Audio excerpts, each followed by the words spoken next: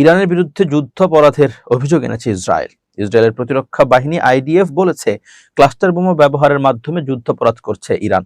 গত শুক্রবার এক ব্রিফিংয়ে আইডিএফ এর মুখপাত্র লেফটেন্যান্ট কর্নেল নাদাভ শোশনি এ অভিযোগ করেন। ব্রিফিংয়ে তিনি বলেন, ইরান ক্লাস্টার বোমা ব্যবহার করছে এবং ইসরায়েলের সামরিক বেসামরিক এলাকায় এ পর্যন্ত কয়েকবার ব্যবহার করা হয়েছে এই বোমা।